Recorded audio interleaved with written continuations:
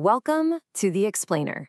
You know, for as long as most of us have been grilling, we've been chasing this one specific symbol that says, hey, job well done. Yep, I'm talking about those dark diamond pattern grill marks. You see them everywhere, right? On fancy restaurant menus, in TV commercials, plastered all over cooking magazines. We've basically been trained to see these lines as the absolute peak of grilling perfection, a sign that you have truly mastered the flame. But what if I told you that this beloved icon is actually a sign of failure? What if the very thing we're striving for, those perfect dark lines, is actually holding our steak back from its full, mouth-watering flavor potential? Okay, so let's dig into this. We'll start with what I'm calling the grill mark myth. There's this old German saying, das Auge ist mit, which basically means the eye eats too.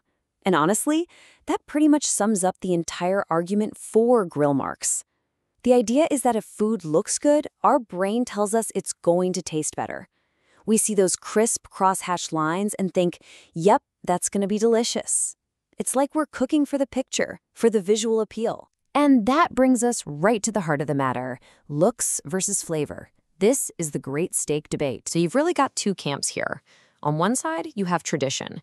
It's all about aesthetics, creating these little isolated stripes of flavor only where the hot metal grate touches the meat.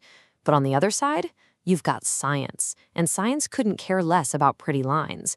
It is laser-focused on one thing, creating a massive, all-over, flavor-packed crust. So how do we settle this? Well, let's look at a really simple but brilliant experiment, a little sizzling showdown, if you will. Okay, so to keep things totally fair, the experiment uses two identical steaks on the same grill with the same heat for the exact same amount of time.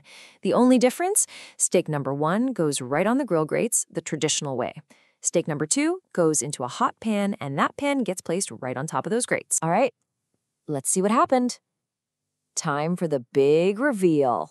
The flavor crust reveal. So let's look at steak number 1, the one on the grill grates. That deep brown sear, the part with all the flavor, only forms where the metal actually touched the steak. This means a staggering 80% of the surface is left kind of pale, it's undeveloped, and it's missing out on a ton of potential flavor. Now, by contrast, look at the steak cooked in the pan. Whoa, it is almost completely covered in that beautiful flavor crust. Because the entire surface was in contact with the heat, a good 90% of it is perfectly browned. The visual difference is huge, but trust me, the flavor difference is even bigger. Let this number just sink in for a second. 4.5 times. That's 4.5 times more flavor-producing crust on the pan-seared steak. This isn't just a small improvement. This is a revolutionary leap in taste. So, why does having more brown surface matter so much? This is where we get into the really cool part, the science of the sear. It all comes down to a magical process called the Maillard reaction. This is what happens when you apply high heat to food. Now, it's not burning, not at all. It's a complex chemical reaction that creates hundreds, literally hundreds of new aroma and flavor compounds. It's the very reason that toast, coffee, and a seared steak taste so incredibly good. And this brings us to the most important takeaway, that brown crust is the flavor. It's the physical result of the Maillard reaction. So to maximize the taste, you have to maximize that crust.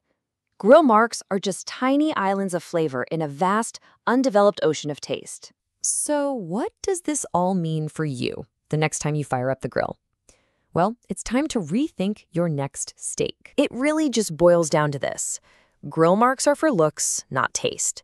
For pure flavor, you need a flat surface. Think a cast iron pan or a griddle. This creates maximum surface contact, which leads to a complete Maillard reaction and a steak that is vastly more flavorful than one with just a few seared lines. So, in the end, the choice is ultimately yours. But the science is clear. Those iconic grill marks, as pretty as they are a major compromise on taste. Now that you know the secret, the only question left is, what will you prioritize for your next perfect steak?